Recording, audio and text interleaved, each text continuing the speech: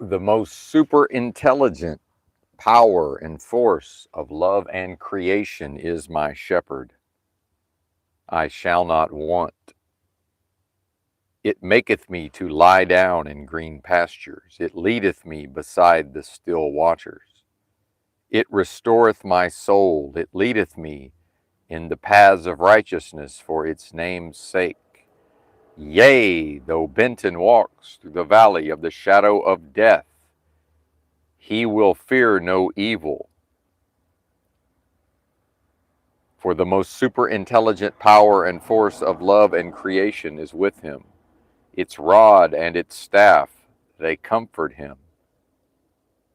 It prepareth a table before him in the presence of his enemies. It anointeth his head with oil, his cup runneth over. Surely goodness and mercy shall continue to follow him all the days of this death. And Benton will dwell in the house of what he is, one with the most super intelligent power and force of love and creation possible, at the highest levels of vibrational frequency forever. What's happening? Benton here. Shout out to Joe Moore. Peace and respect. Benton in chat. Indeed, sir. And yeah, did a little bit of preaching yesterday in the streets.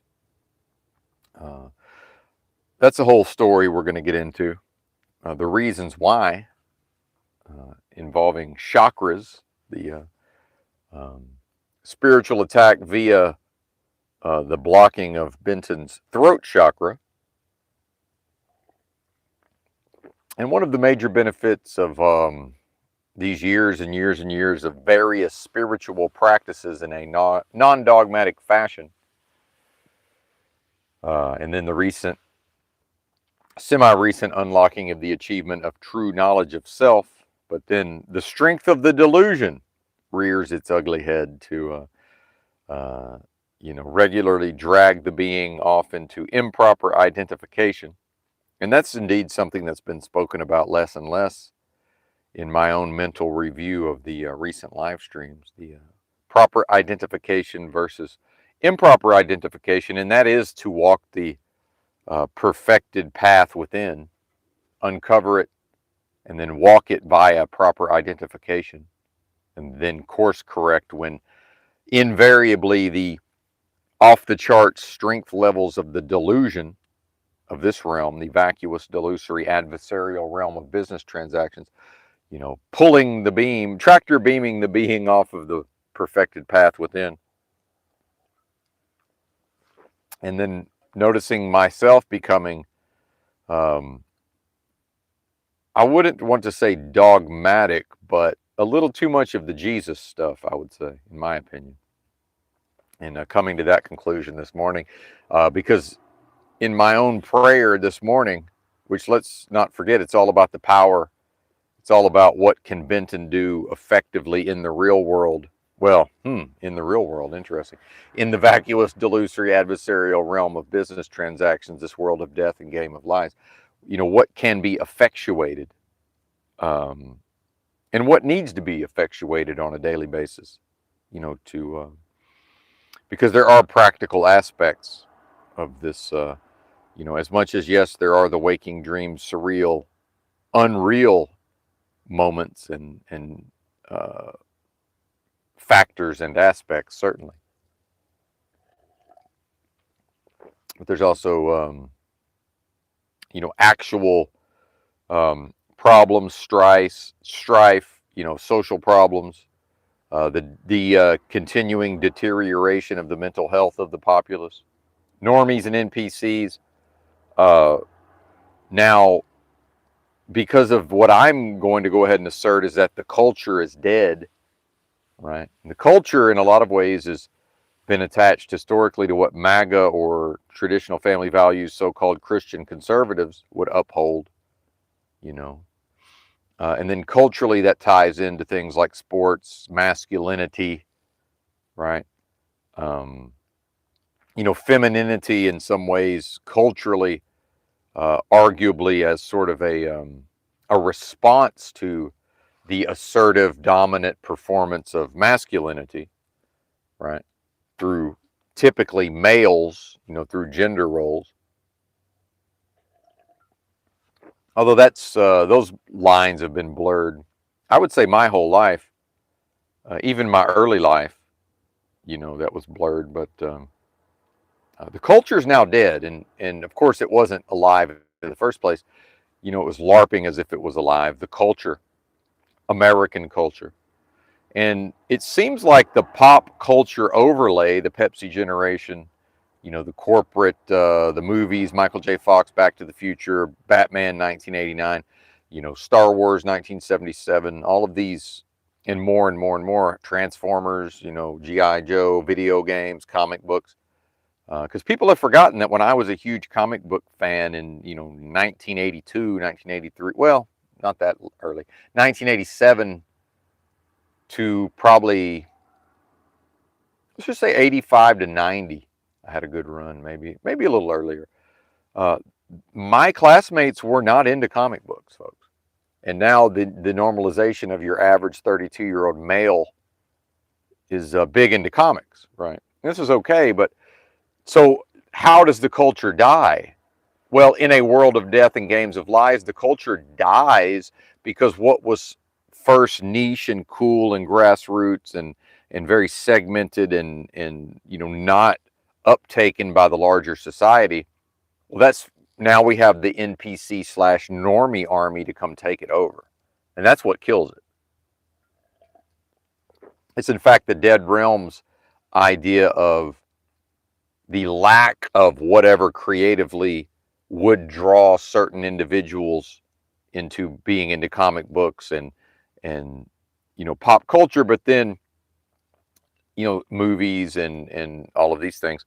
So when me and my best friend growing up were all into movies and talking about movies and reading movie reviews and seeing what was the box office, for the new movie, right? And then keeping up with, how is the latest Indiana Jones movie performing at the box office? That's nerd behavior, which is completely fine. However, I remember what it was like back then, and there was not that many folks in my local area, but then there was not yet the internet and these ways. So the normie NPC army couldn't rush in and wash over everything and kill it effectively. So all of these cultural, underground subcultural movements, and again, tied to capitalism, and then, those versions of capitalism. And let's not forget, this was sort of the birth of neoliberalism, so-called, Reaganomics. And then economically coming out of the period of the great inflation, you ain't seen nothing yet. So what does that mean? That means tight money supply.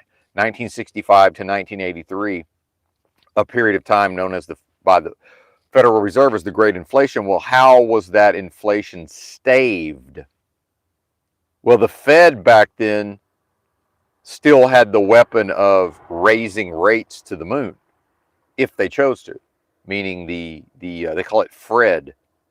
I forget what that stands for because I'm not an economist, but I am somewhat educated in these matters. And bear with me, I will do my best to tie all this together. So let me pause a moment to make sure all the tangents are where they need to be. So many folks are unaware probably that the highest the rates of, and I was looking this up yesterday, part of my research for these live streams, and Benton likes to do research. So, you're welcome / whatever. And since 1989, the FRED, the Federal Reserve, whatever, I forget what it stands for, but it's basically when people talk about the Fed has lowered rates, that's what they're referring to. Or, hey, the Fed's raising rates. And then there's this whole thing around, whoever the Fed chairman is, they speak in coded language to the markets so that when the market is reasonably sure that it's going to go down, they price in the drop before it happens. So now the idea is that the market has already priced in at least 2 more rate drops. And so people say, well, how is this, all-time highs in the stock market? Well, this is one of the mechanisms whereby this happens. And if people don't follow the news cycle, the rates were, well, and I don't want to get too much into a rate discussion. So let's go back to 1989. Let's go back to the pop culture. 89, the rate was 9%. And since then, it's generally almost always 6% or less. And what we've seen recently is that the rate was, the Fed did increase the rate several times in a row over a period of however many years, whatever that time expanse was. Meanwhile, the periods of time are shrinking. And I'm going to tie this into what they did in the 70s under Paul Volcker. And I'm going to tie that into the pop culture. And you're not going to hear this anywhere else, because we're also going to tie it in with the great, being awash in the sea of NPC normies, killing the dead culture. And I'm telling you, you will never hear any of these ideas put together this way. And let's not toot our own horns just yet. Do the damn thing, Benton. So in the past, in the 70s, with runaway inflation, and people may be like, what are you talking about?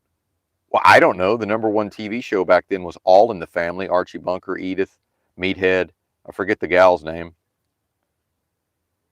And they did an entire episode about cost of living adjustments for a union worker. Archie's main job, and he had a second job driving a cab. His main job was in some sort of blue collar, maybe a factory or a machine shop type thing in whatever city they were in.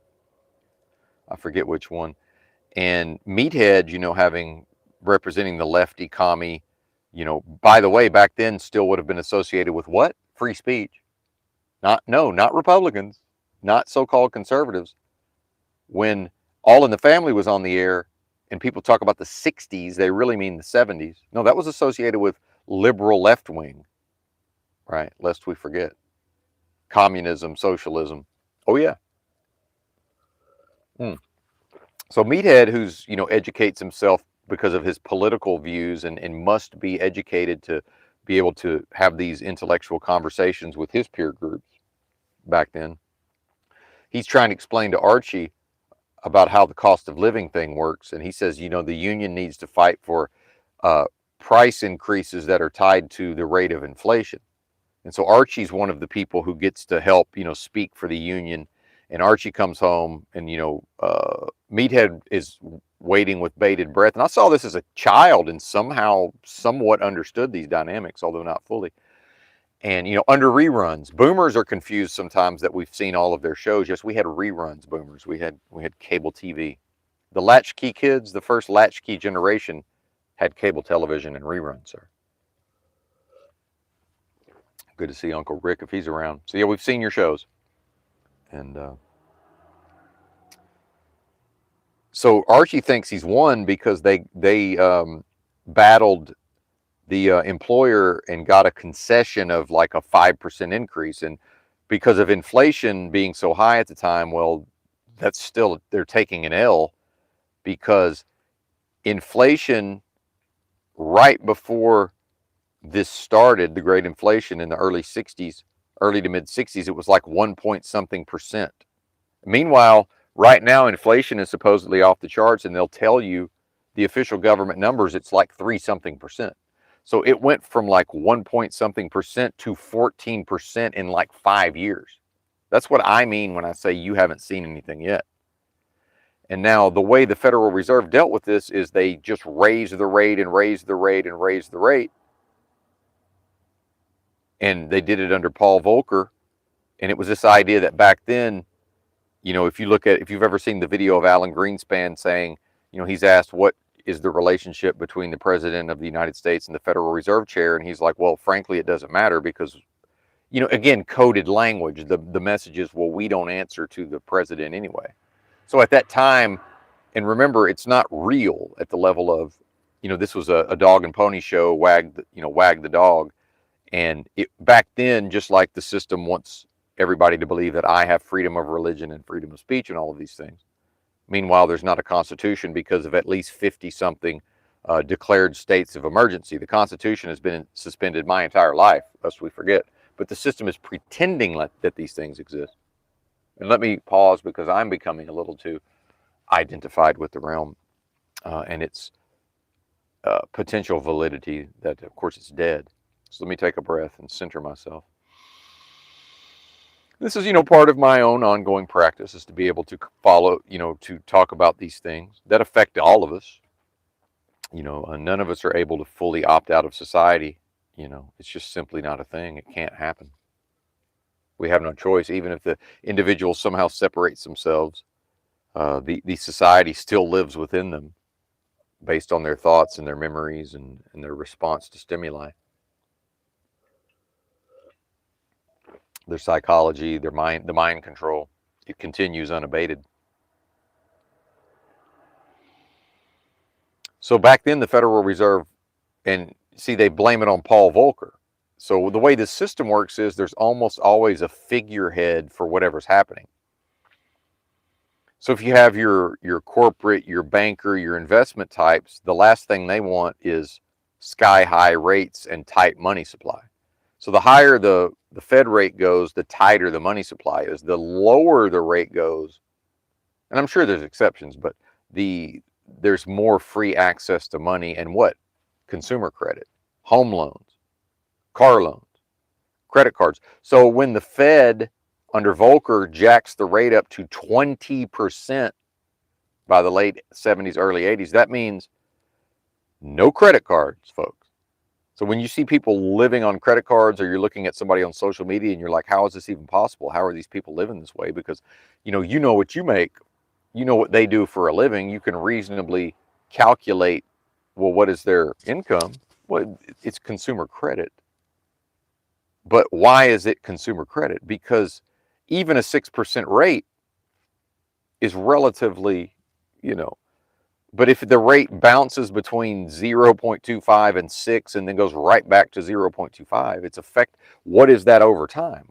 Well, the markets understand there will be cheap, abundant money, the expansion of the money supply under what they call quantitative easing or QE, right? And this was back to Ben Bernanke as Fed Reserve Chair and the helicopter Ben, showering the country with money. Of course, in the media, that was portrayed as ridiculous, just calling him Helicopter Ben. And look at how quickly the NPCs and the normies rush in, and the world of death and game of lies, all of that gets assimilated, into the Borg. And now it's just completely normal for the government to, the so-called printing press. Right. So if a person back then wanted a home loan, they needed assets, they needed collateral, they needed a work history, and the banker needed to be reasonably assured that this person had ties to the community.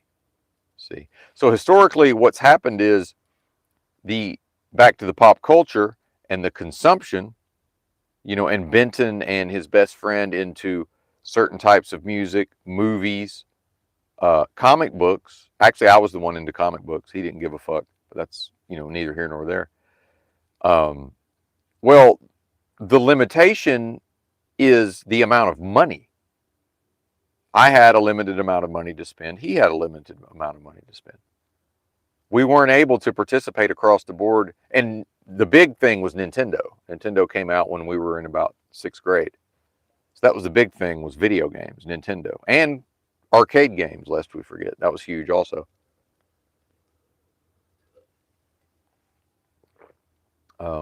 My father's convenience store had 2 stand-up coin-operated arcade games and a pinball machine, and his share of the loot paid the electric bill. Can you even imagine? That's a lot of quarters. Yes. So that limitation is that people have a limited amount of money, and then that, in some way, what created the Pepsi generation and all of this pop culture stuff, it had to be good. It had to have substance because it was chasing not real money, but it was chasing money that was less degenerated than the money we have today, if that makes sense. And you could talk gold standard and all of this till you're blue in the face. Yeah, that's all part of it. So, and then fast forward to 2025, why is, most of the pop culture and a lot of the cultural movements, it's all the things that rose when I was young, but I was into them, some of them, before they were cool, before the normies and the NPCs rushed in. And now I'm in LA or wherever, and feminists at times, or this was a few years ago, but some college-age gal is wearing a Guns N' Roses Appetite for Destruction t-shirt, but she doesn't listen to Guns N' Roses. This is called ironically or meta-irony. And I'm just looking at her like, should I quote the you get nothing for nothing if that's what you do? Turn around, bitch, I got a use for you. Besides, you ain't got nothing better to do, and I'm bored. Right? It's from the fucking album. Right? Imagine her reacting in horror if I just flatly said that to her, and it's like, well, wait a minute, she's wearing the t-shirt. Right? And in some way, it's the realm, mocking that little light of theirs, Nancy Pelosi's MS-13 Spark of Divinity, is to mock that, right? Just like I'll pray for you is mockery. And I'm going to get into that also, but I'm definitely working with this idea this morning of the normies and NPCs as sort of this army of death killing the culture, and the culture was already dead anyway, because remember the building up of the masculine, feminine gender roles, and Ozzie and Harriet, Leave It to Beaver, the nuclear family, that was all in service of the system. And the moment the system no longer was served by those mechanisms, it's now cast them aside. And how many years as fellas have we tolerated all of this talk of the so-called gender wage gap? Well, guess what? There's still a gender wage gap, except now the women make more than the men. Mm-hmm. Now they're kicking the shit out of men. Oh, yeah. Now, probably not across the board, but in the ways that actually matter for the people who are just regular working folks who aren't necessarily plumbers and electricians, right? So we're talking, a lot of millennials and Gen Z, your idea of, Laverne and Shirley or whatever that TV show was with that very over-the-top, plumber or whoever, showing up to lay the pipe.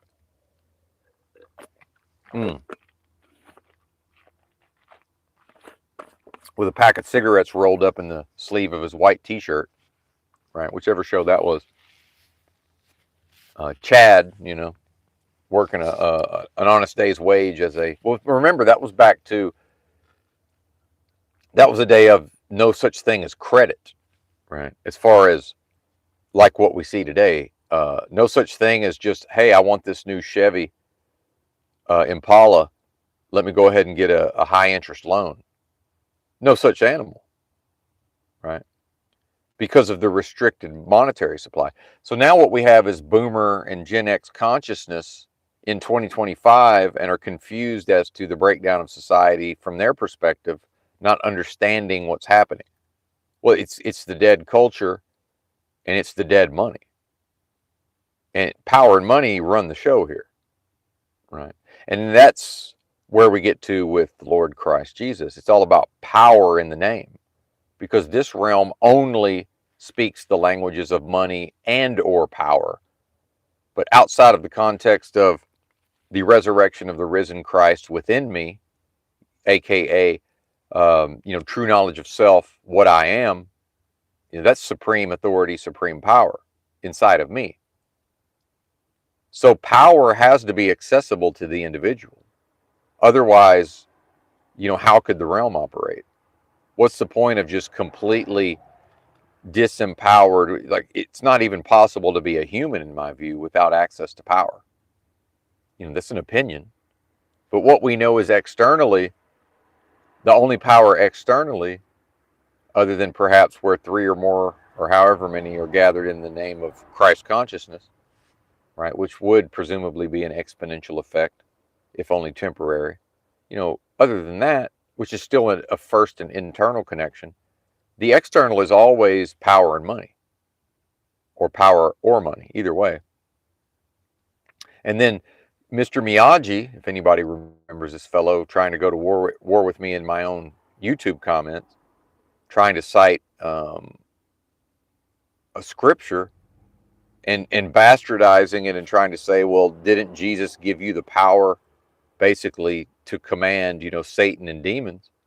Well, if you go read the scripture, it says power over the power.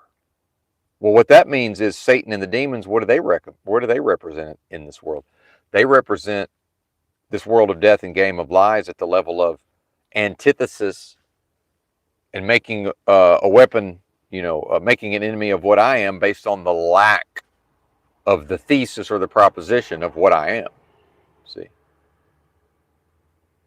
So, well, what's going on inside of Benton is supreme authority and the source of all life inside of Benton. See? Benton never not won with that force, only here in this place, right? Via delusion. And see, it's very important to frame all of this properly, almost like a Russian, nesting dolls, a series of that, to not get lost in the, with the removal of context, not to go off into the void or the vacuum. Remember, antithesis is void. It is vacuum, right? The thing that can assert the context, that is creation.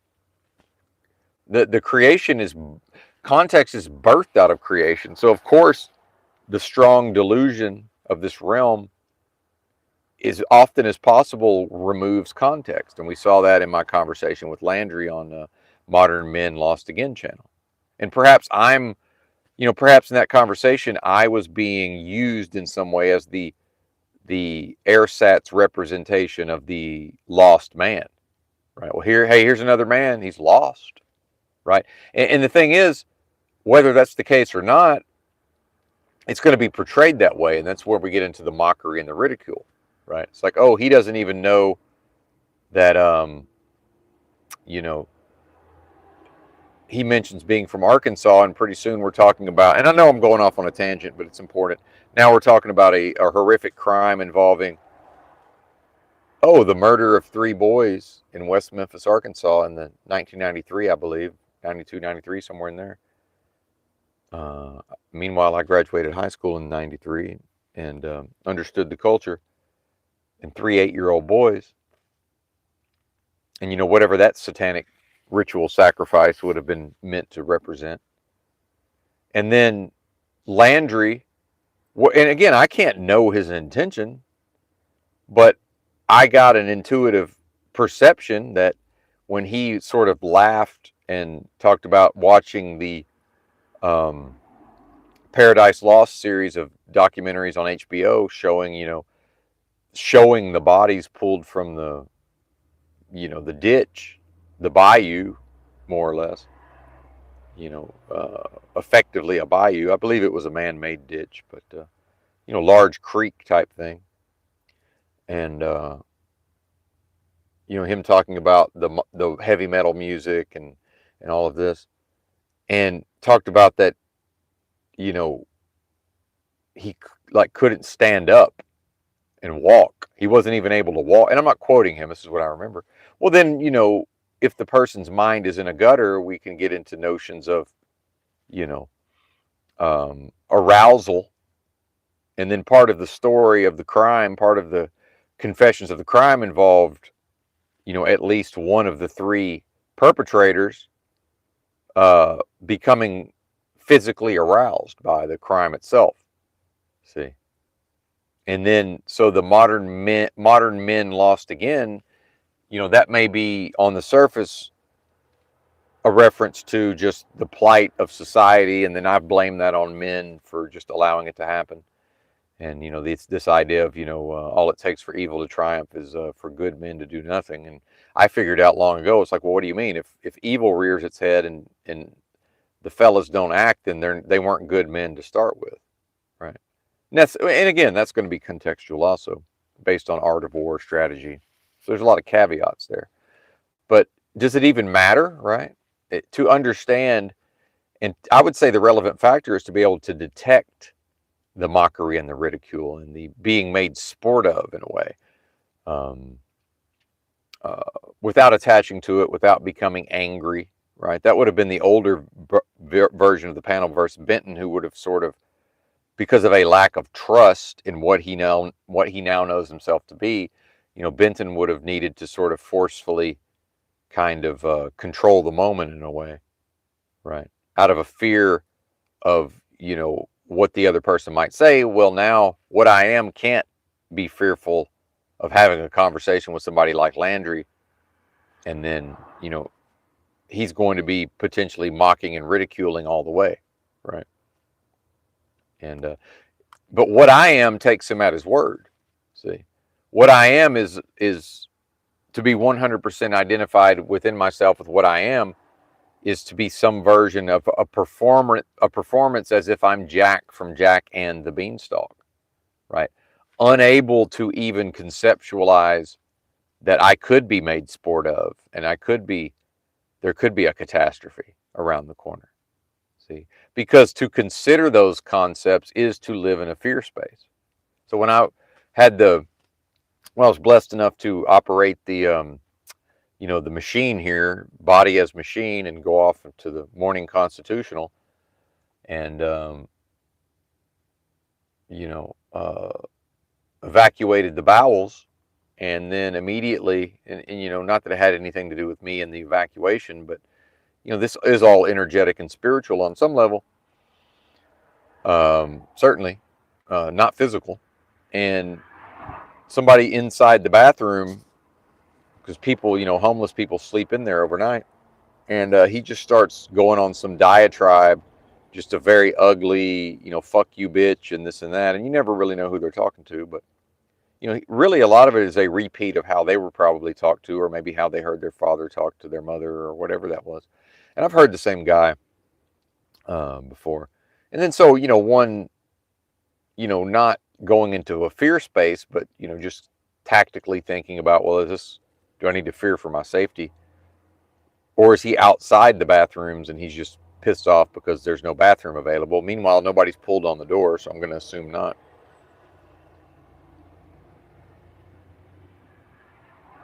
And all of these, and then Benton talking about if I live long enough, this is even before the unlocking of the achievement of true knowledge of self. I said, well, if I live long enough, I will fully master my emotions. And, way closer to that than before. So all of these dynamics are at play.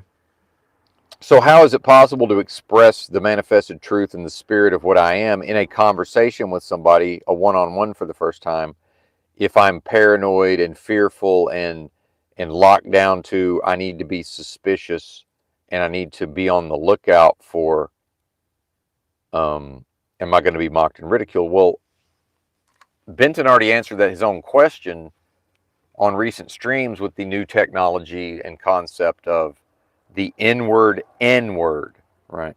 By uncovering the perfected path within and walking it to the best of my ability, that is to make myself, or to create in a moment-to-moment ongoing basis something that to the realm represents an N-word. And in fact, I'm now at times treated like the lowest of the low by people who are viewed as the lowest of the low.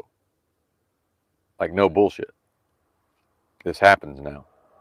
And to take that on, see, that is some version of the Christ story, right? Mocked, ridiculed, attacked on the way to Calvary, to be executed for sedition, right? And so now it is the perfected path within. To walk that is, as far as this realm concerned, that is a performance of sedition by definition. And we'll probably have to define that at some point. Break out the old dictionary again. I know how much folks love that. So yesterday, I'll tell the story of Benton being made sport of and mocked and ridiculed to his face. But Jack from Jack and the Beanstalking it, right? Jacking it, right? And this is in some way rising above. This is the quickening spirit saying, not so fast. You can't touch what I am. Can't touch this. Because the race doesn't really matter, but a couple of blacks. One of them was younger, I guess. The other one was maybe close to my age, mid 40s perhaps, and a nice lady of indeterminate ethnic origin, and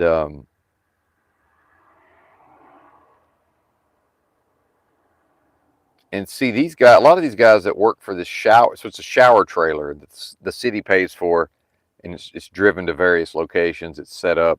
Homeless people can take, or anybody can take a shower, but it's primarily homeless people. And so last year it was 4 days a week, but now it's 1 day a week here, and apparently it's 1 day a week in Skid Row. So a lot of these people actually were formerly homeless people, which means in a lot of cases mentally ill and or drug addicted, and then presumably would have had the cultural experience of LA Skid Row. And then, so however many years they were in this environment, they've seen a steady stream of white boys who show up and, get ran through in various ways. And, the mockery and the ridicule of all of this, right? It's mockable, it's laughable, it's ridiculous. Because culturally, sadly, most of the white boys just tend to bow down. And I hate to say that, but that's been my experience and my observation. So that, when I'm walking down Sunset yesterday and here comes a 220-pound black guy all muscled up, looks like he could play in the NFL with his lady, and we got to kind of maneuver through a tight area, right? He just assumes I'm going to cower out of their way. It's like, no, old Benton's going to puff up and claim his space, because there is something, that needs I can't send that signal to the environment, right? Because then if somebody sees that, well, now maybe Benton can be victimized, right? Body language, expert in body language, and more so with what does my body language convey. Meanwhile, go to the corner, hang a left, and then here comes two older Hispanic women. The older one, quite old, probably in her 70s. They're not moving too good. The sidewalk is destroyed. It's basically one-way traffic. So now and I'm walking fast. Now I'm intentionally slowing down, and I'm communicating to them with my body language, like, hey, I'm not going to crowd you. I'm not going to rush you, just because this is, the footing is uneven, right? I don't want anybody to break a hip, and they're, as good, loving, caring humans, probably they're already seeing me coming, and they're getting single file versus the black guy and the black girl, a couple most likely, who are taking up as much space as possible and expecting me to get out of their way. But then, with me spending so much time walking around with my woman, when I still had a notion of, didn't quite understand the appropriateness around viewing another person as a possession, I would physically like put my arm around her and even maybe guide her to the front of me, right? If we need to go single file out of consideration. But then, does the black fella feel like he can sort of be viewed as um, acquiescing or catering to, again, the Mr. Peanut of everything white, based on how I militantly march around and my own discipline in very serious manner, right? It kind of like a Black Panther, if you go back to like what Huey Newton and these Black Panthers, if you go back to view those old videos and their body language, and they were marching around and very serious. But see, now we've associated that with the actual military, the actual government, right? Nazism, and all of these things that have nothing to do with Benton. See, it's just how I am. I don't know what to tell you. I've been a fast walker since day one, and then again, living in the streets, traveling the country 10 miles a day for many consecutive years with 35 pounds on my back. Like, I can't really do anything. I've done enough marching, but it wasn't in the military, right? Either way. So now we're at the shower, and because it's the first of the month, you know, and I've already done my morning chores, my morning routine, so my morning routine really makes it where I'm not able to go wait in line. I don't mind waiting in line. I can't do my morning routine and wait in line for a shower. So I see that probably there's no line, and I get in there and wash my feet because they give you 15 minutes.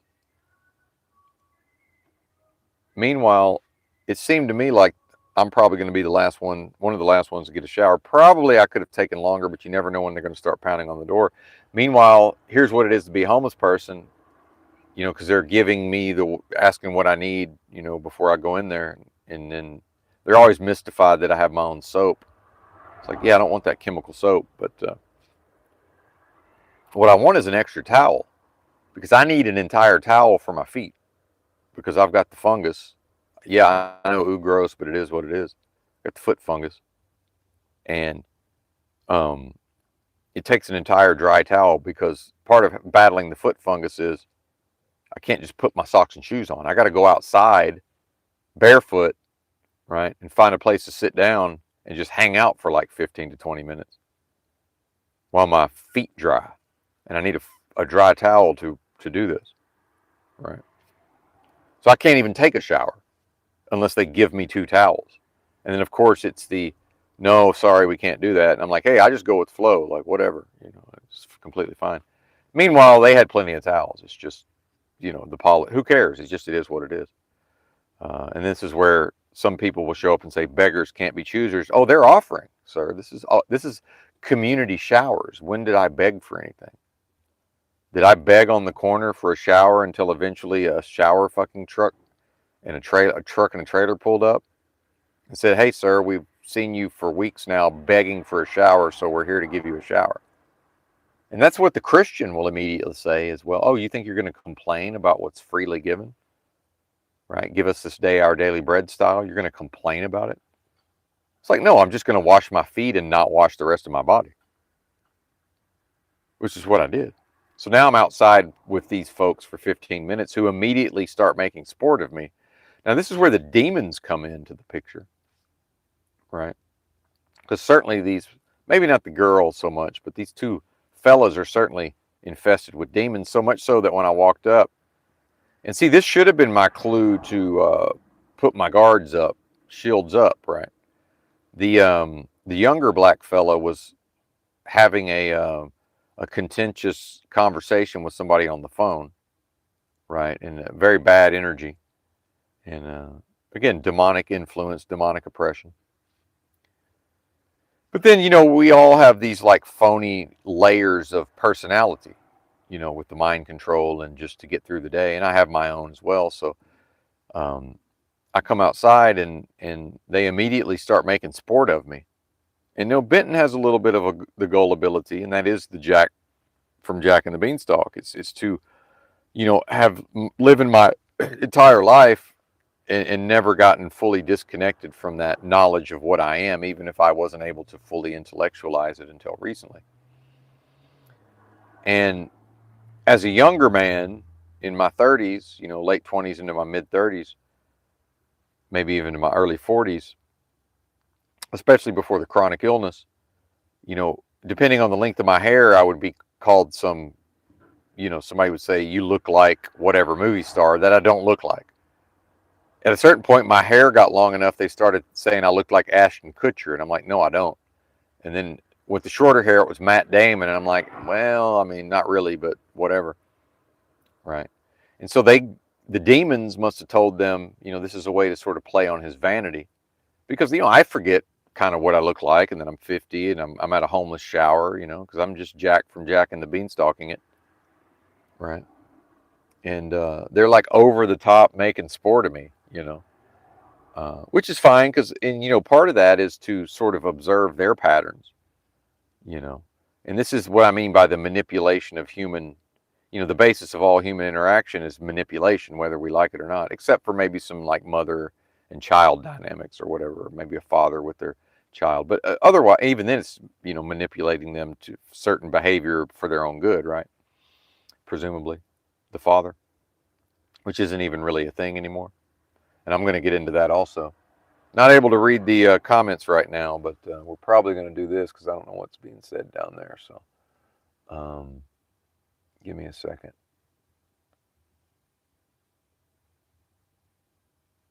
Yeah, I don't have time to read all of that. So we'll see Mr. Miyagi tomorrow. But thanks for being here. But you're shitting up my chat, sir. Please don't shit up the chat. And then YouTube, if you do mention a particular person, it is interesting. They typically show up, and that's, many, many, many times I've clicked on a live stream and they were talking about me, when I joined the stream. So, do I need to go into a thought experiment at this point? I don't know, but anyway, it is what it is. Might have to make it a 60-second delay instead of 20-second. But yeah, power over the power, Mr. Miyagi. Not power over Satan and demons. Power over the power. So you might want to go reread your Bible, sir, if you're still listening. Power over the power. Right. And remember, Mr. Miyagi would be one of the first to say beggars can't be choosers. Oh, they offered, sir. If the realm offers, how am I begging? See the distinction there? And now, see, Mr. Miyagi is proving in some way, and I haven't read his comments, but I have a pretty good idea of what some of them are probably comprised of. And now they're gone, I guess, since we timed him out. But either way, and I'll get back to the shower story, but it's the removal of the context. See, because what I am is the assertion of the context. This world of death, that's the lack of what I am, is to muddy the waters by removing the context. Do you see the inversion? See, and to also reframe to suit the purposes of antithesis. So when Benton is saying, well, I need 2 towels, well, first it's going to be like, well, why didn't you bring your own towel?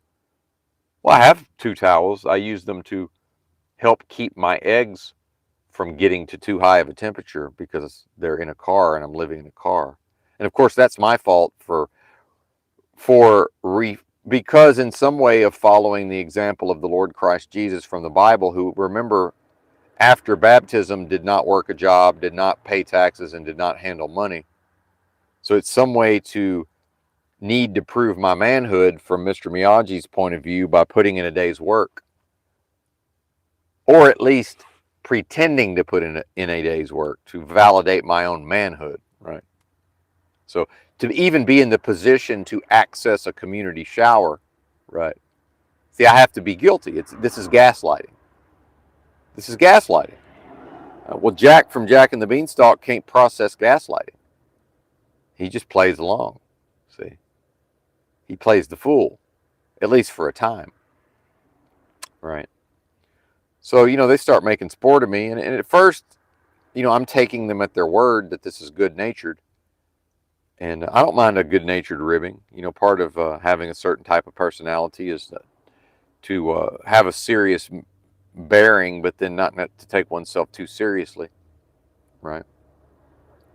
But also understanding that, in a Skid Row environment, a 50-year-old white boy who weighs 140 pounds is not generally going to be, a powerful personality and a powerful figure, right? And then what was funny is when I was talking to them, and it was mostly the black guy who was probably close to my age, somewhere near. I didn't realize this in the moment, but I remember listening to the tone of my voice thinking, why is my voice, it's a couple of pitches too high, and I feel like I'm really putting energy into trying to drive my voice just to have this conversation. Well, what it was this demonic, the energetic, so whatever that environment I entered into, and remember, when you have an area of the sidewalk where there's used to be 4 days a week, but now it's Tuesdays, there's homeless services, and there's homeless people gathered on the sidewalk. That's like an energetic residue is left. But now it's the day that the thing happens. So, that is an area that's particularly, amenable to spiritual attack. And generally what I do is pass right by and they close down one of the two lanes of the road to get the shower trailer in there. They cone it off, and I usually just go into the coned off area and just pass by the whole thing. And so, part of this is the Jack from Jack and the Beanstalk is not really, putting the shields up. But then here's the thing is, what I am in the idea of the Comforter, which is the Holy Ghost teaching me all things. I was taught a very important lesson, by all of this, because by the time I made it back to my car, to deal with the rest of my foot hygiene that needed to be done, right, involving taking a torch to what I use to pick out my toenails to kill the germs, and then do whatever scraping and podiatry needs to be done to not have ingrown toenails, and making sure my feet fully dry out completely before putting on dry socks, and then iodine to make sure I don't get an infection, because people associate dirty feet with, oh my God, something bad's going to happen. But I haven't washed my feet in so long that that's like a protective layer of microbiome, and that's part of the reason not to use the chemical soap. Whatever's on there, my own body's natural bacteria is more protective. See, so whatever chemical soap they're going to provide is going to kill some of the beneficial things, versus what I have of a more natural soap is less inclined to kill what is beneficial. See, almost like I know what I'm doing here. So yeah, iodine. I use the iodine, the more topical iodine, to stave off potential infection, right? And so by the time I get back to my car, I'm feeling some type of way, and now I'm starting to feel some type of way about how I was treated, but not really bothered by it. Just more so of analyzing, and then but the analysis is born out of just an intuitive perception of that something wasn't quite right, and then realizing, because of being very sensitive to the internal space and the chakra system. And again, people can have a belief around a chakra system, that's fine. These are words in the English language that are being used to describe something that I've found to be very real inside of myself. Does it really matter what we call it or don't call it? But the throat, I realized, was blocked, and I don't need a blockage in the chakra system. So I said, okay, I know, it's off to public preaching I go, which is what I did. I went and publicly preached. And that's kind of when I began to realize that I've crossed over a little too much, and it's become a little too Jesus heavy lately, right? A little bit. So, it worked out. It worked out. But yeah, I've been wanting to share that. But see, part of when I was being mocked and made sport of, I don't remember why, but the comically small younger black fella, who I guess was in his 30s, early to mid 30s. It's hard to tell. Black don't crack, as they say.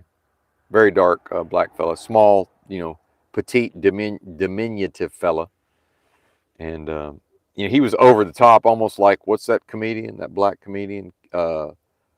Forget his name, but the most financially successful one. I think his first name's Kevin. I think tiny little fella like that, and he was even doing at a certain point takeaways where he would say something and just kind of step and fetch it, and stomp on the ground and just go and like it's Showtime at the Apollo. And of course they have no way of knowing that, being LA blacks, they have no cultural context for, yeah, he's got this country boy accent, but I'm from a majority black area. So it's like, I'm aware of some of these dynamics that are playing out. I'm not entirely ignorant to this, right? Whereas the Skid Row white boys, are coming into that generally ignorant of these dynamics. It's fascinating to watch. And then, that's the quickening spirit that alchemizes all of this And there's no need to go settle a score. There's nothing to, it's just now, will I choose, at what point will I choose to return? Well, by the time I go back there, unless I go next week to try to wash the rest of my body, even then I'm going to have to try, I'm still going to need 2 towels. So it's probably just a non-starter. I guess I could wash one of these two with the next wash and then maybe be prepared, right? Perhaps. If I had some sandals, I just don't like carrying around flip-flops or sandals, but I think that would actually solve. Then I could just escape on foot. Even then, still going to need another towel. So let's not problem solve though around my feet right now. Um, and then back to the manipulation is it's sort of a poker game of how much of my true personality and what I am I going to show, and how much are they going to show, and then what who's going to come away with greater access to information. And remember the Skid Row predatory, this is where I'm going to tie into the I'll pray for you, the very predatory culture of Skid Row, which I haven't personally experienced, but only in a tiny limited way. But, I think we all have a sense of what that would be, right? The weak preying on the strong preying on the weak, rather. So then we get into P-R-E-Y as verb. And in the coded, confusing English language, why is that the same word for to pray, P-R-A-Y, which is generally in a religious context of offering up a prayer to an external entity, right? In Christianity, the Trinity, or if people are non-Trinitarian, just however they choose to interface with that concept. So real quick, I do need to look up pray and maybe prayer. So bear with me. This is mostly for my own purposes. P-R-A-Y. Verb 1, religion, to direct words, thoughts, or one's attention to a deity or any higher being for the sake of adoration, thanks, petition for help, etc. So Christianity teaches that that's located outside the being and can never be located inside the being. Meanwhile, why does it say, when asked, why did Christ say the kingdom of God is within you? But then subsequent translations, after the KJV have tried to say, well, actually it means among us. Well, yeah, if 3 or more are gathered in the name of Christ consciousness, perhaps. But what is that again? A specific context. But you can see the among us as an attempt to get the individual to move away from the internal space. And if they are experiencing what I refer to as the resurrection of the risen Christ within them, it still wouldn't be a moving away from the internal into the external, see? But Christianity heavily implies or outright directs that the direction of words, thoughts, or one's attention to a deity or any higher being for the sake of adoration, thanks, petition for help, right, is to direct it outwardly towards presumably the heavens, to so-called Father God, right, or God the Father. So when in the context of this conversation, and I don't know why I brought it up, but I referred to my illness, and the first thing was, oh no, basically, do we need to be worried that you might be spreading germs? I'm like, no, it was, digestive issues and such. And, it's basically like, well, I hope you're better. I was like, no, this was years ago. I'm doing much better now. But then what does he say, the younger black guy, immediately? I'll pray for you, right? Well, how close is the P-R-A-Y to the P-R-E-Y, phonetically the same? Then meanwhile, and what really my only error was, I should have asked, okay, what are you praying to? What are you appealing to? What is being petitioned, sir? Who or what is being petitioned? That's my own sort of glib way to just kind of be phony and go along with the thing to observe and gas information. See, that's my own manipulation versus realistically what should have happened, perhaps, was to say nothing, or, well, who or what is being prayed to, right? And then if it's anything short of a specific answer, then I might say, well, there's another type of prayer, or there's a word that sounds like pray, but it's spelled different. And to just, then it's almost like letting the demons know that, hey, yeah, I know what's happening here, right? If that even matters, and it doesn't. But number two, to humbly beg a person for aid or their time. See, isn't that interesting? Three, obsolete, to ask earnestly for, to seek to obtain by supplication, to entreat for, right? So in some way, when Mr. Miyagi says beggars can't be choosers, how quickly does that become tied into the dictionary definition of pray in the religious sense? Isn't that interesting? Almost as if this was all set up to steer the individual away from uncovering and walking the perfected path within them. Number four, to wish or hope strongly for a particular outcome. Number five, obsolete or law, to implore, to entreat, to request. So when people say, I'll pray for you, that's bothered me my whole life, because what I am understands that, well, in the context of this delusory realm, a world of death and a game of lies, that's not possible. Now, if I'm foolish and I'm not wise as serpents and harmless as doves, as the Bible might say, well, I will be prey, right? And I shouldn't even say that. What I am can't ever be. Uh, uh, well, and that's a whole nother thing. I won't even get into that. It's a whole nother can of worms. But what I am would rise above the predator prey scenario. Predator prey would be how antithesis or lack of abundance or lack of resources or lack of authority or lack of life would necessarily view the world of death and the game of lies as, well, it's dog eat dog, it's every man and woman for themselves. You got to go out here and fight for your right to party. Which has nothing to do with me. So the Christian notion of, thoughts and prayers, or I'll pray for you. Well, that's not possible. What I am is now we get into another word that's phonetically similar.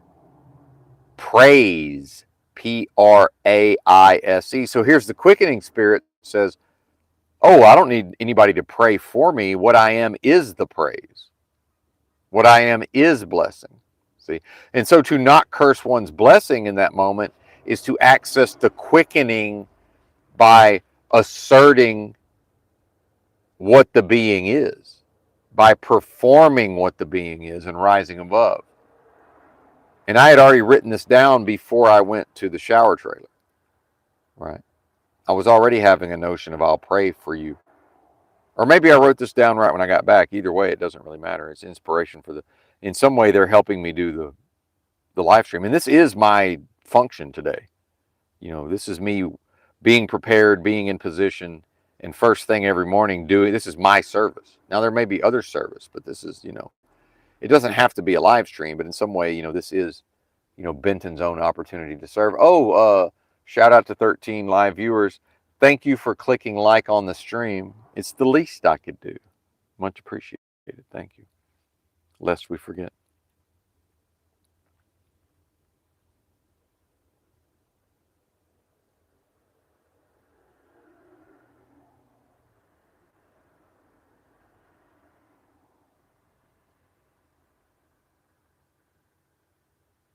And then apparently the adverb form of pray is archaic or formal. Please, used to make a polite request. Because remember, one of these, there's another obsolete definition of the word pray, which is to seek to obtain by supplication, which it seems to me is what, when Benton was spiritually attacked forcefully through a person that he had an internet friendship with, who countered Psalm 23 with the so-called Lord's prayer, give us this day our daily bread. Well, that's a performance. That's a prayer as a performance of an act of supplication, which is to seek to obtain the daily bread through supplication to what? The will of, air quotes, so-called God in a Christian sense, right? Which very quickly, if one is operating at the level of dogma and doctrine, would lead the being to treating their blessing as if it were a curse, right? The religion itself is set up to do that and facilitates it. And so that in some way is some of the relevance of the so-called Lord's Prayer, which is Christ was asked, basically, hey, we're beginners, how do we pray? Which I would say it's it's a recognition, the being who will also say, where is the kingdom? Well, it's within you. Well, now we have worship-er and worship-e contained within the same space. See? So how, it's to really, now we're talking yin and yang. We're talking uh, assertion, aggression, dominance, and then trust, passivity, acceptance, and tolerance. So the give us this day our daily bread, right? Well, if the source of all abundance is what I am, and that's located within me, the supplication is to what? See? And it's very necessary to understand the context. And would the beginner's not going to understand that, but in some way, the book of Job, right? Job and Job chapter 1, it's what I am will deliver itself into the hands of the enemy in a Jack and the Beanstalk way, because it won't understand that, the beginner that actually wants to follow the example and teachings of Christ is about to be delivered into the lion's den of Pauline Christianity and churchianity. Some version of Shadrach, Meshach, and Abednego, but more so, the lion's den. And, isn't that in some way the early story of the people who were Christ followers? Is based on their knowing, just like Benton, in the metaphorical lion's den, where there's a dangerous, violent person nearby, and I'm when I walk out, when I open the door to this bathroom, the vulnerability, potentially, and then, I don't know what's on the other side of that door. That is a version of the lion's den. And so in conjunction with what I am, to not be capable of fearing that, and to trust that whatever needs to happen will happen. See? And do you see the muddying of these waters, and do you see the spirit of discernment that's required? And that's why the worshiper and the worshipee must be contained within the same space within this delusion. Because again, contextually, this isn't even possible. It's not even possible to be here contextually, because this doesn't exist contextually compared to an indivisible force of supreme authority, source of all life, power, of expansion, ever expanding creation. See, what I am is never not one with that force.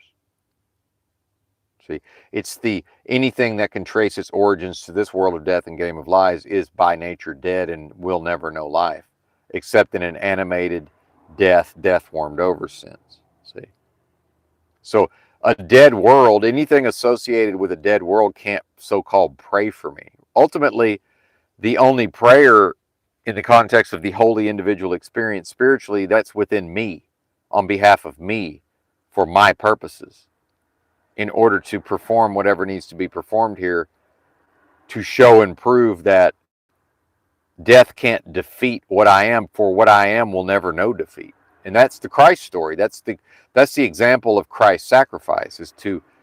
There was never a moment where the system could sneak up on him and cause him to, even for one moment, fall away from proper identification. And clearly Benton ain't there yet, but that's just going to keep working towards it. What else is there to do here? Having uncovered the perfected path within, and knowing that understanding that it's not going to be possible to 100% walk it like Christ did, but I'm doing so at a pretty high rate. See, and then so this realm, The entire purpose of this realm is that if beings manage to reach this current level of understanding that's being elucidated here, to make sure there's always mechanisms and an offer on deck to have them either freely choose or to trick them into not walking the path. See? Isn't that interesting? But yeah, supplication, the act of supplicating, so that means to make a humble request to someone, especially a person in authority, to beg, to beseech, to entreat. So it's the Lord's Prayer as a supplication to not the power that lies within and the authority that lies within. It's the idea that, well, under notions of the externalization of everything all the time, away from one's own sphere of influence and internal power, and source of love, life, authority, and all of these things, is to seek, is to supplicate oneself, and in fact, every knee shall bow, to bow down to a lesser entity, which is a violation. Again, it's to treat blessing as if it were a curse. See, via Christianity, and more correctly, Old Testament in conjunction with Paul or Saul of Tarsus. And that's the foundation for the Christian religion. It's not the teachings of the Lord Christ Jesus from the Gospels. It's Paul's bastardized version of those teachings, so much so than people who claim that I've recently met people who claim to be ministers who thought they were quoting Christ and wanted to talk to me from the book of Romans. I said, that's Paul. What are you talking about? They said, oh, okay, well, yeah, Paul quoting Christ. And I didn't say it, but I'm thinking, well, any of us can quote Christ from the Bible. Like, what? Why is Paul being inserted here? See? And then now I'm in a so-called truth community for years, and I got people. I've had I experienced baptism in the Holy Spirit many years ago, and then we've got Chalk Bozo offline, who I have no beef with, but he's, and not that it's a contest, but he's a recently, supposedly, this is not my view of it, but come into the faith or whatever they would call it, the churchgoers. And then he's telling me, they're talking about the Charlie Kirk thing, and it's like, oh, at least Charlie Kirk would, bring up Jesus, and then and then CBO tacks on this thing about don't trust anybody that won't mention Jesus, and don't trust anybody that doesn't accept Paul. So now I need to accept a earthly man who may or may not have ever lived, who certainly based on the religion never rose to the level of Christ. See. And then it's right there in the Bible. See, the Bible even tells what the spirits know Paul to be, because when it talks about Christ sending out people two by two, well, Paul probably did his own version of that. And maybe a couple of fellas got real on fire for the Lord back in the Bible. And they found a man who was very violent, infested with many demons. And they said, okay, we're going to show up and cast out these demons. And so they go into the demonology and, asking the demons what its name is and all of this, and, performatively doing the thing. And then, I'm remembering, and I have to be careful because you remember this type of speech will stir up the demons in people. So I'm hearing vocal tones that might indicate such. So I need to at least observe the environment here.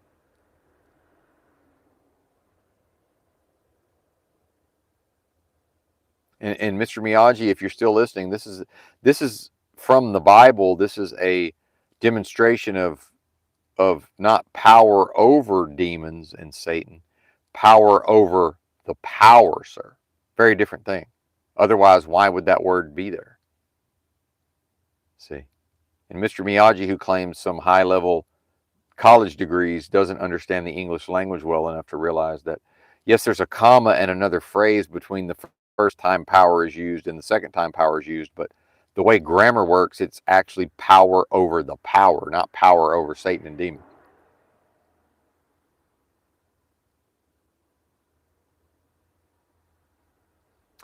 So the two men go to this, violent, physically powerful man infested with demons and go to, and again, I'm paraphrasing the story. If you go read it, it may be different. I don't know. Do your own research. I'm not a Bible expert. This is my remembrance of what I remember, having studied these matters to some extent.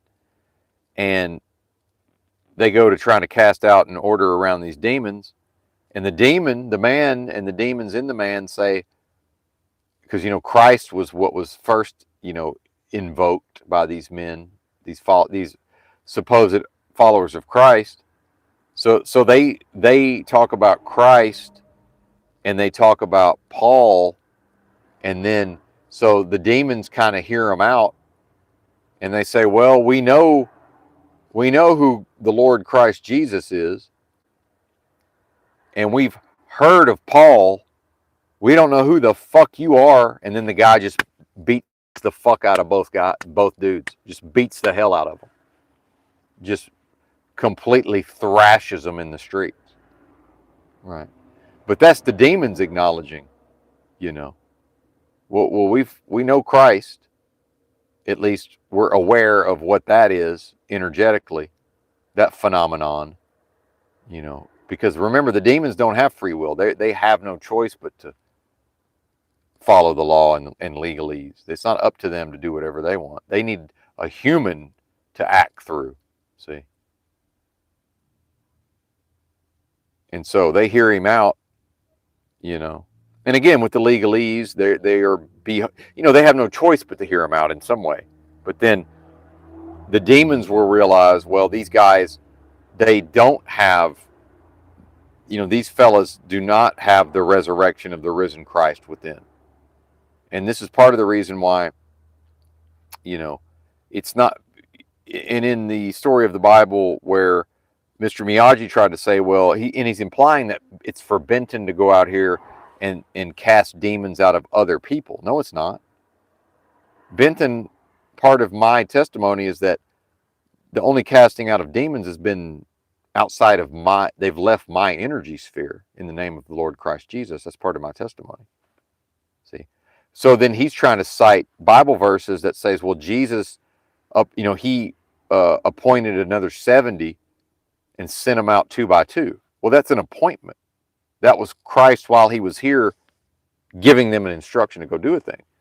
What I am is ordained, which is in the past, the future was prepared for my arrival, see, and not Benton individually. Those are again, Mr. Miyagi, 2 different contexts, right? What I am is the assertion of context, see, and so it's right there in the demonology of the Bible. It's right there, see, because it has to be lived mind, body, and spirit, or it counts for nothing, and that's also an acknowledgement, the demons inside the man acknowledging something that was attributed to Christ, which is, in the last days, this idea of, the people calling out and saying, well, we did this in your name and we did that in your name. Why have you forsaken us? Well, and Christ is like, I never knew you, meaning, well, you never, in the way of, what I am is the way, what I am is the truth, what I am is the life. No one comes unto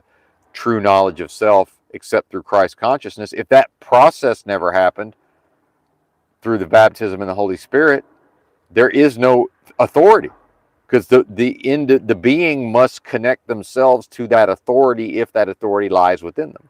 So to then never make that connection within, because they were instructed not by Christ but by Paul, because they were following not Christ, they were following Paul, and then to think they're going to go out and intercede, and the man himself hasn't repented, the man himself hasn't fallen down and worshiped the Spirit of Christ, see? Because remember, when Christ in the Bible came across the man, and the demons in the man recognized the Lord and said, became fearful and said, which really they would have become fearful through the man himself becoming fearful, right? But then the demons speaking through the man are like, hey, what's going on? It's not the time yet. Like, are you here to destroy us? Right? And then understanding that, number one, the power over the power, right?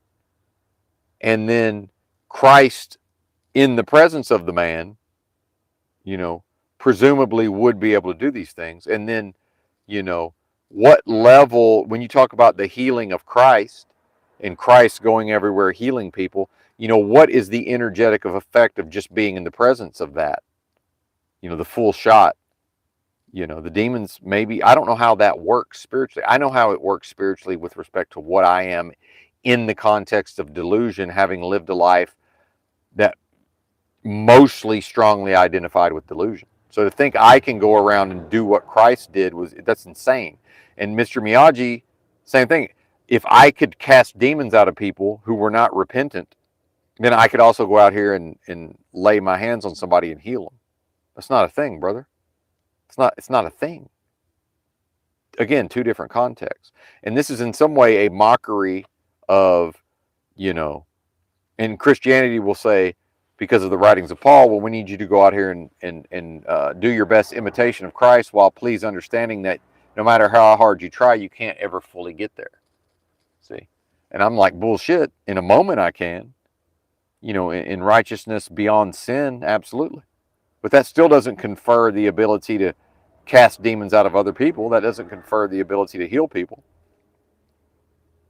Again, holy individual experience spiritually. So in that story, when Christ came along, and they immediately began to appeal for mercy, again, appealing to the nature of Christ, right? Who doesn't have, is unable to conceptualize, at least the spirit can't conceptualize. Now the flesh can, right? The so-called Son of Man can conceptualize destruction and death and all of these things within the context of delusion. So the access is there. Now we come to what? Proper identification. See? And is Christ going to continue to remain properly identified, or is Christ going to destroy the wicked in that moment, but it's only going to happen through a process of improper identification? And what's the destructive force of this world? It's business and finance and transactions. So what does Christ do when they ask for mercy and they say, hey, you know, since I don't see any, basically there's no other humans for us to go out of, if you're going to cast us out, can we at least go into that nearby herd of swine? And then Christ, they go into the swine, which would represent business in some way, a herd of valuable animals that are presumably belong to somebody. And then what do? They immediately destroy themselves by rushing headlong into the sea and are drowned. Right? And see, that parable works on multiple levels simultaneously. And Benton now understands this because of John 14:26, the Comforter, which is the Holy Ghost, teaching me all things and bringing unto my remembrance the resurrection of the risen Christ within me. And that's what's relevant here is power, because this realm, the external realm, only understands power and or money. And so to serve Christ, or so-called air quotes God, is to not serve money. See? So now the being, in seeking to further cut themselves off, not from what they are at their core internal, God is love, the kingdom of love, or God is within me, but so to turn away in a repentance, to repent by turning away from the service of money, and then to embrace, in a Jack and the Beanstalk way, my own nature, right? And this idea of anybody that offends these little ones, well then the remembrance of the born into spiritual perfection and innocence as a child before being sacrificed to Moloch is to, in some ways, a return to a childlike state of innocence, helplessness, and defenselessness. There's the harmless as doves. See? Do you see how it all lines up? Because it has to line up. Because let's reconcile it with Kabbalion, which we don't have to, but we will, because I will refer to any knowledge and any written works that I choose, for that is my right in this place. All truths are merely half-truths anyway, in this place. Externally, the only possibility for singular, actual, supreme authority truth is where? Within me. See? Worshiper and worship, the truth of worshiper and worshipee contained within the space, the continuous renewing of the Spirit, pray without ceasing, but not an external offered up prayer to an outside entity, if that makes sense. Because there is no outside entity that's not in this place, that's not the enemy, not the thing that makes an enemy of what I am. Again, now we're back to the holy individual experience spiritually. See how that works? Once again, thank you for the likes on the stream. I do appreciate it. It's the least I could do. Is Mr. Miyagi back under other names? Do we need to pause? And of course he is. How could he not be? Oh, no, he's not. Now we have somebody deleting their own messages. Yeah. What's up, Mental Pancakes? Good to see you. It's been a minute. Rebecca Joe? Or is that Rebecca? Yeah, Rebecca Joe. And how many, now I'm starting to wonder how many, Pauline Christians are listening to this. How many churchgoers? Because it's with 16 likes and 16 viewing and 6 likes. Usually by now it's a little closer to 1-to-1 ratio, and not that, again, who cares what's the difference? None of it's going to amount to a hill of beans anyway. Now I'm starting to think there's active disliking of the stream, perhaps. Mr. Miyagi. Is he waxing on and waxing off the? Is he waxing off the dislike button? I don't know. Funny to think about, though. What a blessing! What a blessing!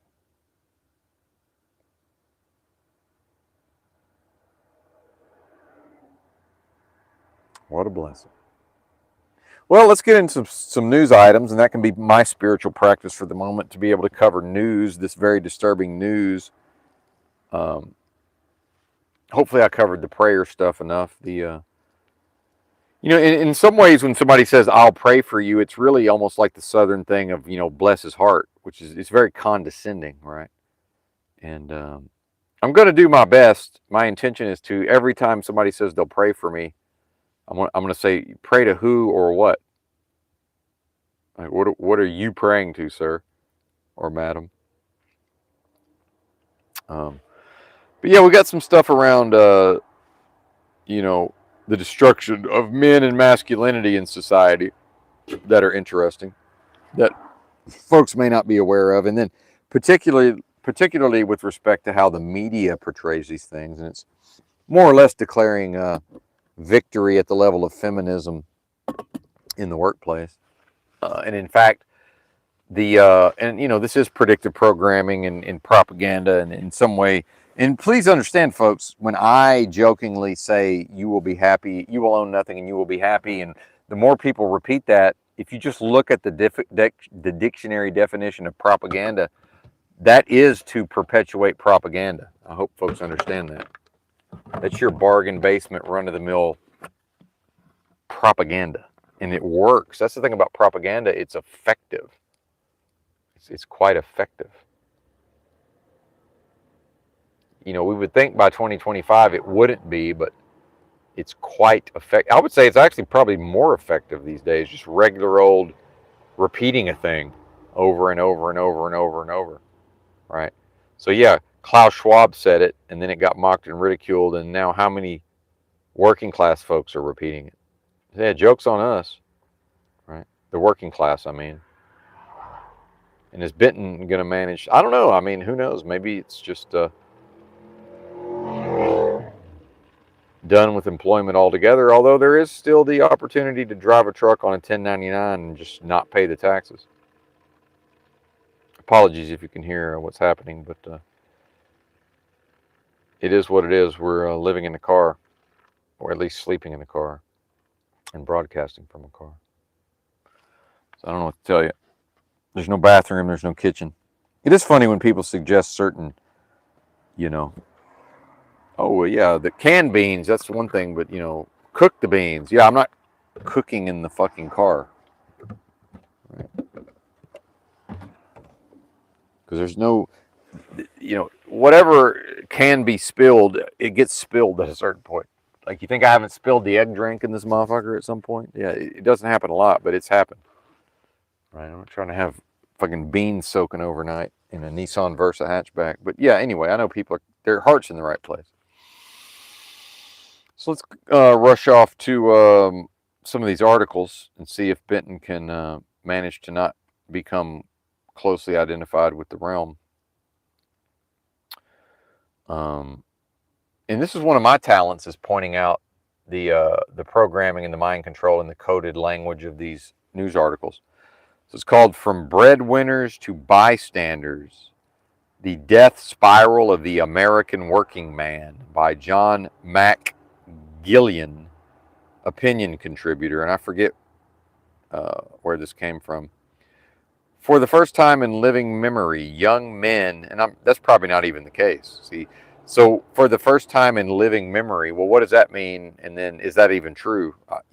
I'm going to think about that, but just for the purposes, we'll just go ahead and go with it. For the first time in living memory, young men with college degrees are struggling to find work, while women with the same qualifications are thriving. Well, not entirely true, because we're seeing all of these layoffs, and it first started with the tech companies and the corporate, and a lot of that was women. Let's not forget, because I see these YouTube channels that remix the TikTok videos of, women, making TikToks around thinking that they might be next on the chopping block, and then, as soon as they get laid off, they're talking about their experiences, which is great. It's a way for me to learn. What once seemed fixed, the old order of men filling the top jobs and women fighting for entry, has been flipped. And see, this is already under the guise of feminism. And feminism has been built into the culture. So when I talk about the culture is dead, like, feminism has been a layer of the culture for a long ass time. All right, you can blame feminism all you want. You're blaming the culture. Feminism is the culture. It's part of the culture, and it has been for decades. People can psychologically ridicule and reject it. It's there nonetheless. And I hope I made all those points that I wanted to make about pop culture. I hope y'all understood what I meant. I know I didn't fully go down into some of those rabbit holes, but hopefully y'all know what I mean.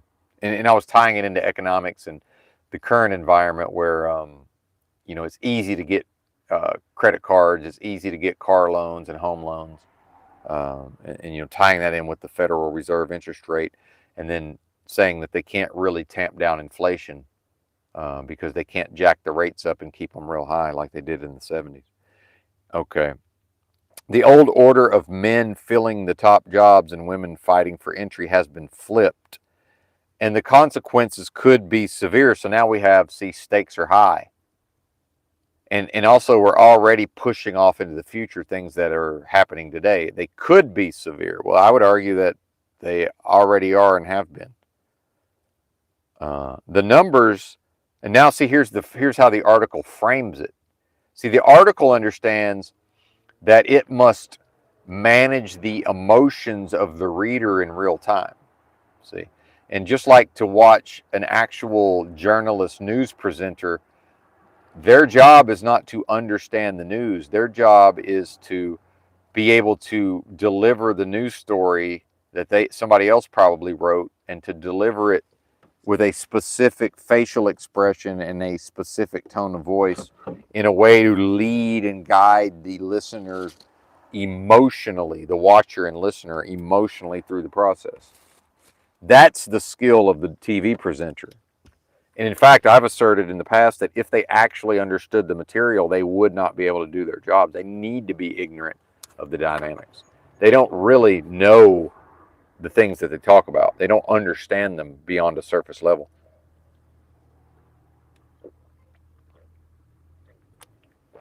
Now, whoever wrote this article probably does, but that's when agendas and ideologies and who's writing my paycheck, who's signing my paycheck, comes into play. The numbers paint a disturbing picture. Well, that's your opinion, sir, and in what context? Men with college degrees are now more likely to be out of work than women with the same education. See, so we're told historically men are bad because they dominate the workplace, but now it's 2025 and women dominate the workplace in certain ways, right? In certain ways. And now why is that? Are women a little more likely to go along with certain things, to have a certain culture at work, right? To nurture and acquiesce, which isn't even the right word, but again, the yin to the yang, right? And it's not to call them weak, anything but. It's to say the environment at work has now transformed to be more suitable for women, which makes it what? Unsuitable for men. And because remember, man is a status and it's a performance. See? So if what I am at the level of manhood is a status and a performance, then to be successful in a corporate environment would be to then retrofit myself and make myself able to be a little more touchy-feely and, tolerant, patient, right? Nurturing, accepting. To compound matters, men's pay has barely budged since 1979, whereas women's earnings keep climbing. Well, of course, because remember, historically, women, weren't even really in the workforce, in like 1960s, really when it, of course, during World War II, but then, 1960 to now, either way, you go look at the stats for yourself. It's called labor workforce participation rate. And if you can't look at the chart and figure it out for yourself, I can't help you anyway. So let's not explain it.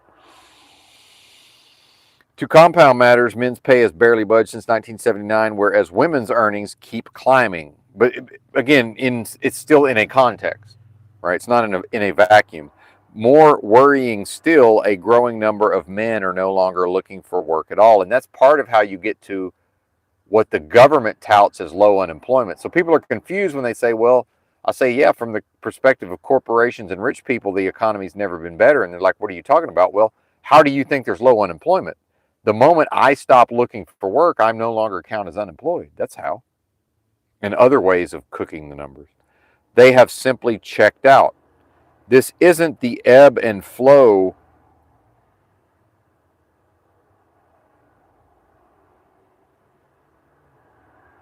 of a normal cycle. In truth, it looks like a structural shift. So when you see structural shift, that means this is what the system has decided it needs to do to further perpetuate and strengthen the system. And this is Kaczynskiism. This is how the system remains dominant over the people. It's through the ideas expressed in the writings of Ted Kaczynski. And it's based on John Nash game theory optimal mathematics, and it probably is operated by algorithms and supercomputers.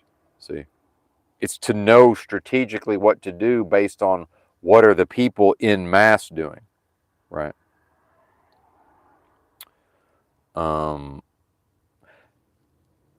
The industries that once absorbed educated men, and what they mean is to the exclusion of women, technology, finance, law, consulting, are no longer safe havens.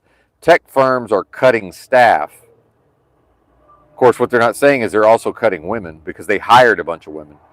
Startups are sputtering.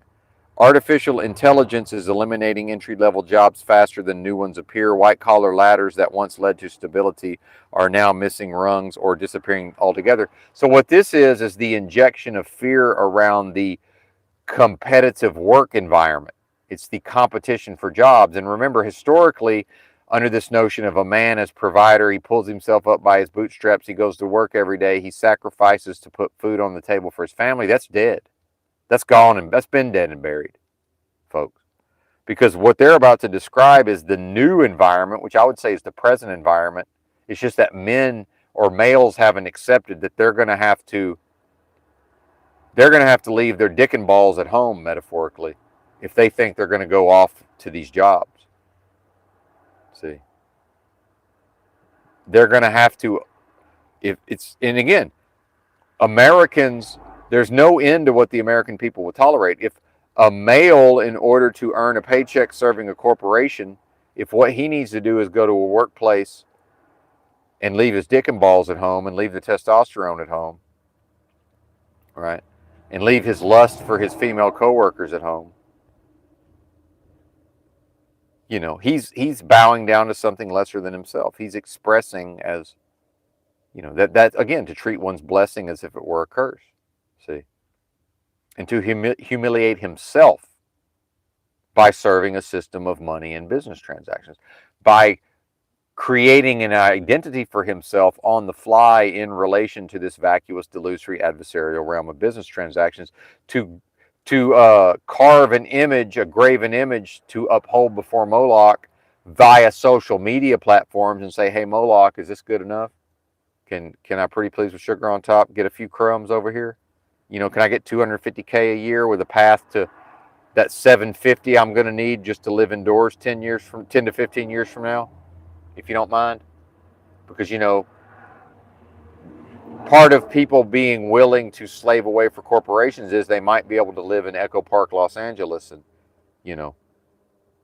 go to one of these trendy businesses where Benton is preached in front of yesterday.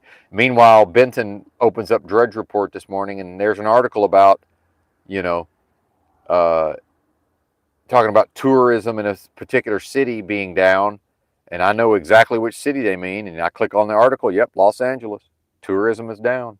So these funky, trendy places, the neighborhood can't support all of that. This neighborhood is at least still half working class Hispanic. It was historically 100% working class Hispanic. Now there's gentrifiers here, sure, but there's not enough of them here to support all these trendy cafes and markets and bars and whatever's here. You need people coming from other parts of LA, and you need people coming from other parts of California, and you need people coming from all across America, and you need people coming from all across the world. They're not coming like they used to. I see way less people who are clearly from other countries and other parts of America than I saw even last year. Yeah, there's a few around, but they're really only here at specific times. This is a major international city. And this is a major landmark where people go to take selfies in Echo Park. There shouldn't be a day where I don't walk through this area, and I should at all times be able to spot somebody who's clearly from another country, another part of America, another part of North America. It's not happening, I'm here to tell you. See, it's not happening.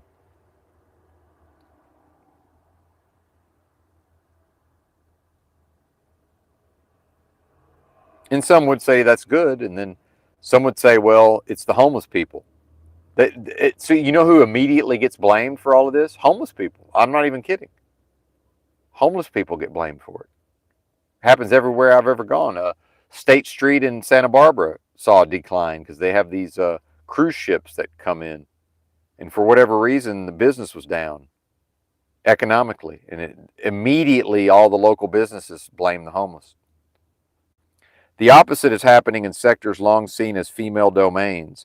Healthcare, education, and social services are adding jobs at breakneck pace. But remember, those are almost all of those are low-paid jobs, other than some of the healthcare stuff. Now, education, we're getting into what? Administration.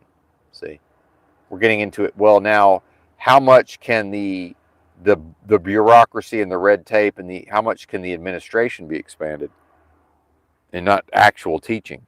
And social services are adding jobs at breakneck pace as the population ages. America needs more nurses, teachers, and caregivers every year.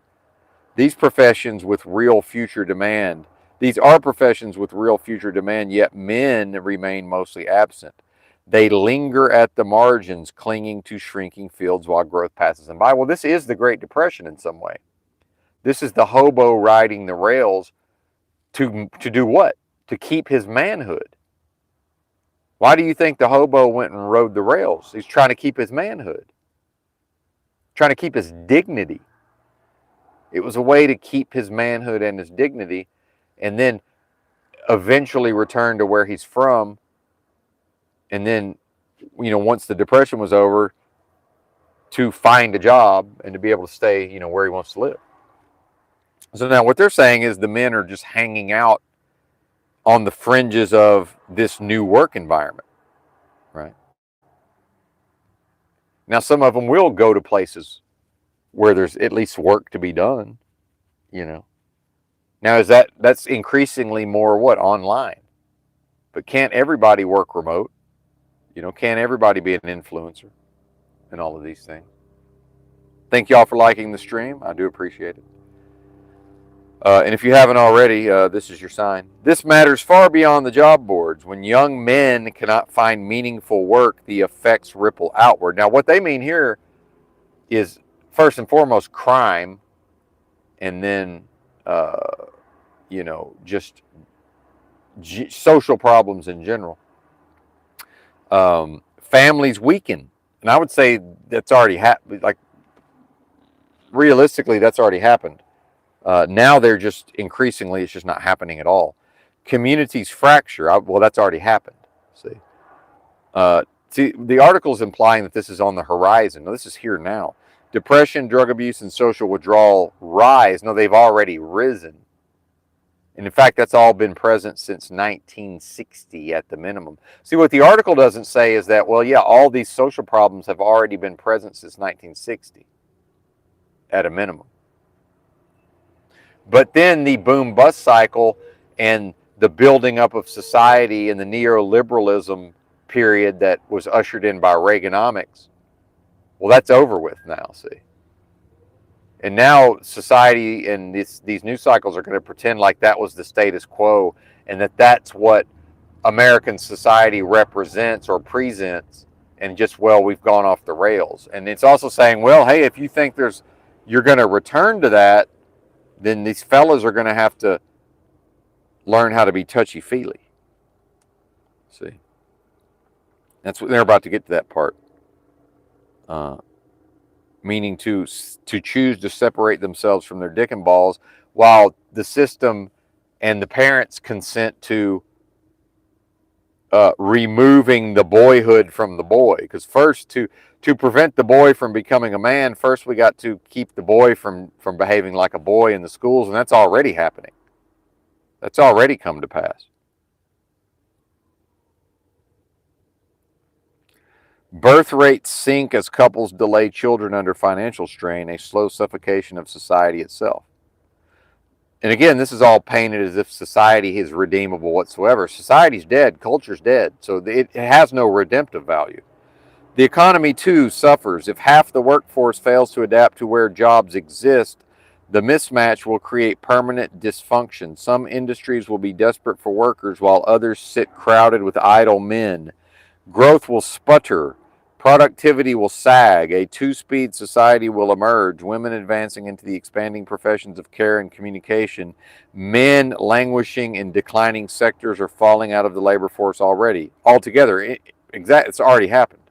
The road ahead looks grim unless something changes, because now we got to get the call to action. Again, Hegelian dialectic, problem, reaction, solution. The future will be built on jobs that demand patience, empathy, and steady communication. Well, again, this is some version of you will own nothing and you will be happy. See, this, if people believe in a future, well, that future's not yet written. But now they're telling us what the future is going to be, because actually they're talking about the present. The present is built on jobs that demand patience, empathy, and steady communication. Hell, that's truck driving. Teaching, nursing, counseling, and care work form the backbone of any strong society. Well, yeah, once the manufacturing and the production have left the country, sure. Once the actual, farming and all of these things are done increasingly through mechanization, as they have been, and technology. Yet, see, they're not telling you the context in which they're speaking here. They're muddying the waters and intentionally leaving it up in the air. They keep communities together, help the sick recover, and guide children into adulthood. See, this is the appeal to, hey, this is why, even though you're men with testosterone maybe, and maybe you're more inclined to certain type of work, this is why it's better that you sacrifice yourselves, males. they carry respect, decent pay, and growing demand. No, they don't. It's a humiliation ritual. Yet men hold back. Yeah, men do, because they can't enter into that and maintain their manhood. It's one or the other.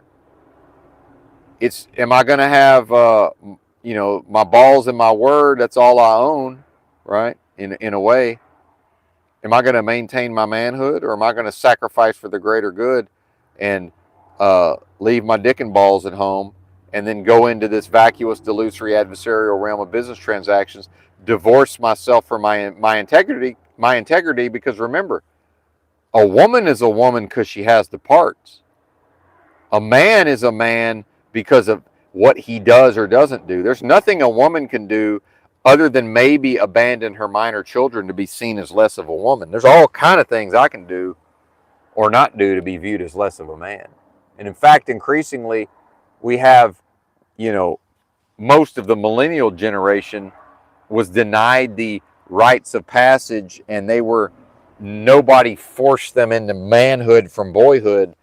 I caught the tail end because of where I grew up, where the local culture and the strong fathers made every boy turn into a man. We didn't have a choice in the matter, because if they'd have let me stay at my mommy's house and play Nintendo, right, and remain in a state of extended adolescence, what would I have done?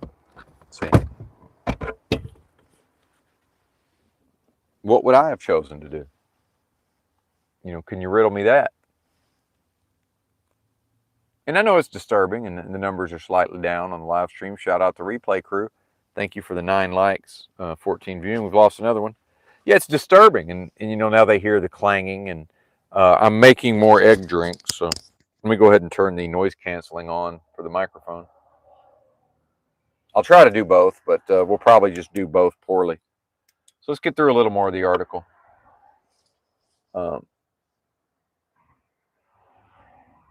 The opposite is, and see, a lot of folks don't want to face this. And what I would say is, well, in a so-called truth community, if this stuff is really happening, what good is fleeing from the sight of it? It doesn't help anything. The opposite is happening in sect. And see, I already know all this. I don't need this article to tell me. I already know all of this, or at least understand it. Wonder what's going on. Why are you deleting all your messages down there? What's happening? All right, try tomorrow, because I don't know what you're doing. Are you posting things and then you're deleting them before I can read them? I don't know what you're doing. Daggone. But I've never read one of your messages yet, so I'm gonna, maybe that's a could be a Mr. Miyagi alter ego. I don't know, but that's weird that I've only ever seen your name in a deleted message. I don't think we have any mods. I think I'm the only mod. The opposite is happening in sectors long seen as female domains. Healthcare, education, social services are adding jobs at breakneck pace as the population ages. America needs more. They linger at the margins. My bad. This matters far beyond the job boards. While young men cannot find meaningful work. See, to me, that's a false premise. That's simply not true. The corporation, see, this is a conspiracy against the working class. The system is preventing them from doing that by making it as difficult as possible. And you see that with Benton being a qualified truck driver. So you can't, and see, they're gaslighting by blaming me and my manhood for not being employed right now. It's not the fault of me and my manhood. It's the fault of the government that's conspired with the corporations to bring foreigners here who are unsafe drivers that the government gives driver's licenses to, even though they're not legally qualified or entitled to them. They haven't meet the quality. They don't legally meet the standard. All right. So because of that, they're gaslighting and blaming me. See, and this is part of the harangue I delivered in the streets of Los Angeles yesterday, because when I wasn't preaching on Jesus, I was explaining to everybody present and the working class in particular that because of their own behavior, they are not respectable. because they just do whatever is demanded of them by corporations, government, and employment in general. Whereas I'm here because the government chooses to bring a lot of unqualified, unsafe drivers. And I also pointed out who might murder your family if you in Los Angeles, and I will never hurt anybody's family. I can guarantee it because I'm a really good truck driver. And I'm qualified, and I've proven an ability to safely do the job. America doesn't want me on the highways. The government and the corporations that the people have delivered themselves into the hands of would rather have unsafe foreign drivers doing my job. So that's who's doing my job. And I'm gaslit and then expected to go haul gas, actually. So the moment this started happening, and the long haul rates went into the toilet and stayed there, and that's where they're going to stay, because that's the need for the foreign worker, is so that corporations can drive the rates down. Because remember, corporations will have access to labor at the price of their choosing, and large corporations will not compete with each other for the price of labor. They won't, for the cost of labor. They simply won't. And you can't make them unless you remove their access to the resource. Only by the working class somehow uniting, which ain't going to happen because the system won't allow it unless the system needs it to happen. See also the pandemic, right? So yeah, which is a mockery and in some way showing the working class, well, yeah, you'll do the thing that would lead to you having power, but only if we tell you. And we'll tell you to stay home and do the thing, and we will retain the power, meaning the system. It's sick. It's sick. Anyway, I'm starting to identify a little too closely, so let me chill the fuck out. Apologies. But yeah, it's sick. So the gaslight Benton is to say, okay, now Benton, you got to go out there again. Now we're back to the inward. It's like, hey, Benton, yeah, you can keep your manhood as a truck driver, but you can't keep your dignity, because then I'm going to have to behave like somebody who's been brought here who doesn't even respect themselves enough to bother to learn how to safely do the job. See, and I don't necessarily have a beef with them being from other countries. I have a beef with them not taking the job seriously enough to. Now, some of them are good drivers, but the point I'm making is the ones that, and some people born here don't take it seriously. However, what I'm seeing is a less of, and they're not supported. How can somebody who doesn't understand the language and doesn't go through a proper truck driving school like I did, they're really not given what they need to be given to be successful in the first place. So it's really not their fault in a way.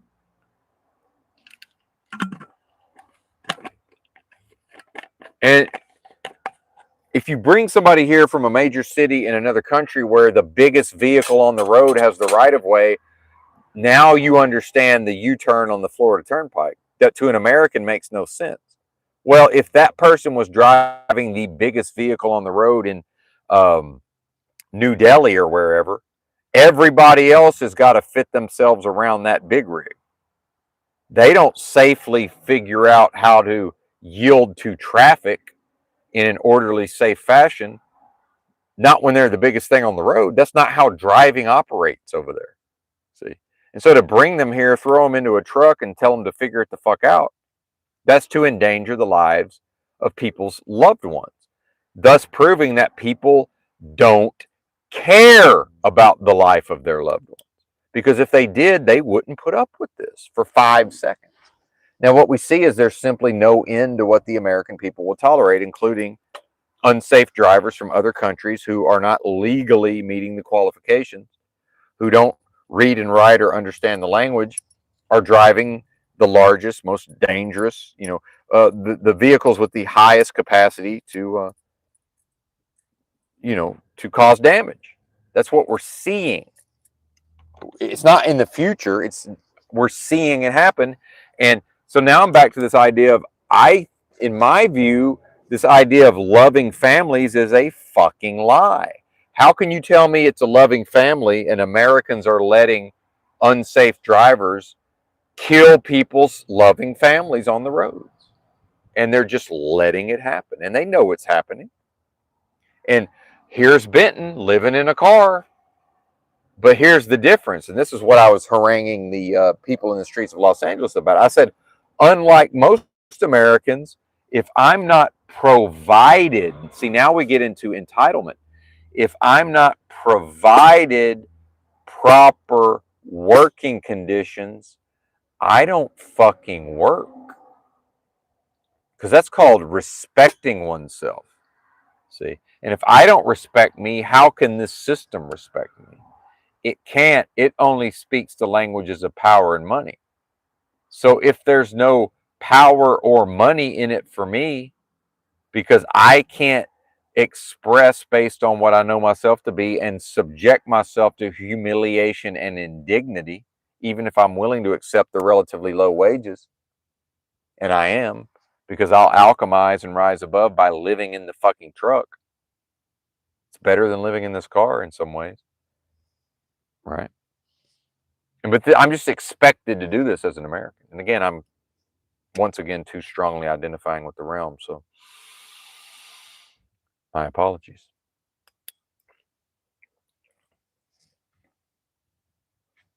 That's on me, and I will atone for that. But later, I'll get right with that particular aspect later, if you don't mind. And so, Americans, to be an American is to live within these dynamics, or actually die within these dynamics, because this is not life, certainly. And to perform this ridiculous kabuki theater of lip service, giving lip service to the fact that something's got to give and something has to change, but thinking they mean change for the better, and then just assuming, well, one day the people are going to rise up and fix it. No, they're not, because they can't fix their internal space. And if they can't resolve their internal space, they can't resolve the external space. It's not possible. First, the individual must become the change that they want to see in the world. They have to become it by proving to the realm that they have what it takes to uncover the perfected path within and walk it. And that leads to somebody like me saying, no, if they think I'm going to eat a shit sandwich off of a shit buffet every day, because truck driving, even if they don't micromanage me, is already a shit buffet. If they think I'm going to eat off the shit buffet and they're going to micromanage me, no, they're not. Do you think the foreign workers get micromanaged? The foreign worker can't be micromanaged because their brains don't work that way. They don't have a grasp of the language. They don't have a grasp of the dynamics. All they can do is go pick the load up and maybe drive it to where it's going to go. They can't be micromanaged. I'm the one who's micromanaged because I'm over socialized in the Ted Kaczynski sense of over socialization. I had this system has operated me and over socialized me to the point of being micromanageable in the first place. I shouldn't be micromanageable. So can I even go back to truck driving? Because part of me being hireable at the drop of a hat is I just go into the job and I either tolerate the conditions or I don't.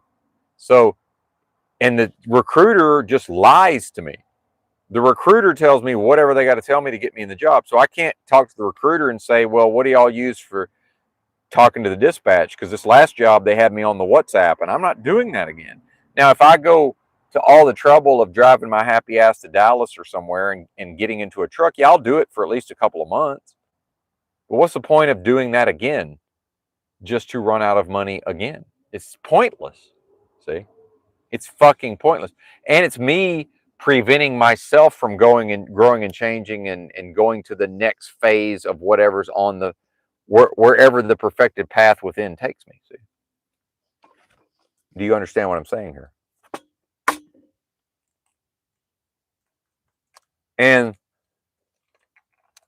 not only is there no path to me getting society to understand this, I will only ever be met with what?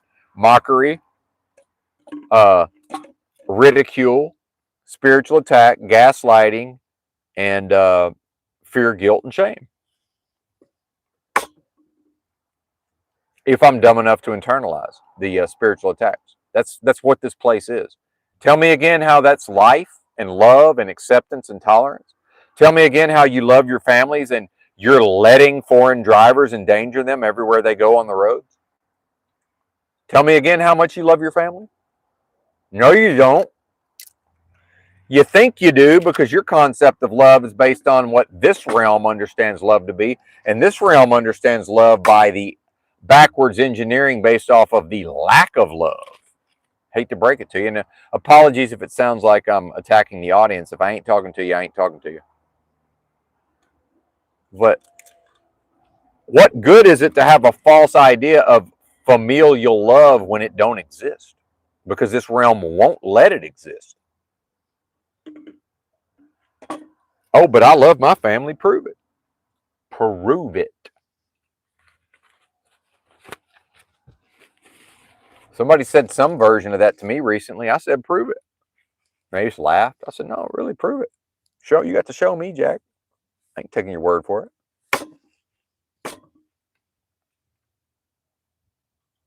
Ain't no love in these streets. Ain't no love in these streets. Well, ain't no love in the home. Codependency. Bizarre, bizarre dynamics, right? A performance of love. See, love as a performance is sick, and I refuse to participate. And my mom used to always want to get off the phone with "I love you" and all of this, and I wouldn't even say it for a while, and then I got to saying it, and she's finally stopped saying it because I think she's figured it out. Ain't really any love in these families. Everybody's just kind of doing whatever seems expedient for them, right? And how they're viewed, right? So is my sister helping my mom and caring for her in various ways because of a kind, tender heart, or is it because it suits her purposes for how she needs to be viewed in her peer group? See, and for whatever advantage could possibly be in it for her, right? I mean, can we call a spade, truthers? Can we? Or do we need to keep LARPing as if there's love in these families? And some of them there is, but that's the exception. And how quickly does it start out loving and then turn into something very different? See? And I already know I'll be gaslit and attacked, and well, that's based on what you went through. Oh, okay. Well, am I the only one going through it? Then I guess okay. Well, since everybody's happy, everything's wonderful. Why is most of the adult population on mood-altering pharmaceuticals? Then how come Benton can live his life and he's never been on antidepressants, anti-anxieties, antipsychotics? But how come Benton looks at the most of the population is now on those drugs? But everything's fine. Kumbaya, come together, and it's just everybody loves each other and is having a great time except for Benton. Fuck that. That's a lie. That's dead in a world of death, and those are lies within games of lies, and I will not internalize that. And one of the major shifts in my consciousness that led to the uncovering of the perfected path within is I just at a certain point said, I will not internalize any of this. That ain't me. I'm not buying this notion that just in a vacuum, everything's fucking wonderful and that I'm the one with the problem. No. Meanwhile, I entered into situation after situation where everybody else wanted to stay the same, and the solution always seemed to be, well, Benton needs to do better. Well, yeah, Benton is able to do better, and part of that is Benton his whole life, when he's recognized the need to do better, maybe it took him a while to get out of his own way, he did better within himself on behalf of him for his own selfish purposes. So if I'm already doing better, how can the solution to any interpersonal problem ever be for everybody else does what they're doing? Because remember, everything's fine and wonderful while they're on antidepressants and anti-anxieties, and I'm not. And then, so the solution is Benton's got to do better. Fuck that. And fuck them. Right? And I would say I don't give advice. And if anybody listens to this every morning, I rarely give advice. If I was asked, I would say that's the way to respond to somebody when they gaslight. Fuck, just look at them and go, fuck you. I will not internalize that. That's you saying that, not me. That's a boundary. I said, I'm already doing better. What are you talking about? How about you get off them antidepressants? How about you get off those anti-anxieties? How about you get off of them antipsychotics? Then talk to me about doing better. I would say in present society, doing better is, can you go work a job 7 days a week for months on end and not be on any of them drugs? Because remember, you can't do my job and be on those drugs generally. Now they do get waivers at times, right? But so if you go to the Olympics and I'm delivering a performance before the judges, well, part of the scoring is called degree of difficulty. And anybody that's on anti-anxiety, antidepressants, and all of this, my floor exercise might not be quite as good as theirs, and I'll still outscore them based on what? Degree of difficulty. I'm doing the same thing harder because I'm not using the drugs to get through today. Right. And even somebody like in a thought experiment, hey, buddy, how about you go off that cannabis every once in a while? You know, I'm not telling you what to do. It's your choice. But I don't know, man. Benton is just as much of a heavy cannabis user as you are, and he manages to get off of it for months at a time. I think I did, what did I do, 14 months completely off of it in truck driving? I've been homeless, and I did a whole year off of it just to be able to go into truck driving, right? And this is not to make fun of anybody. This is pointing out that, you know, oh, well, maybe somebody might hear this and think, well, I'm not on meds.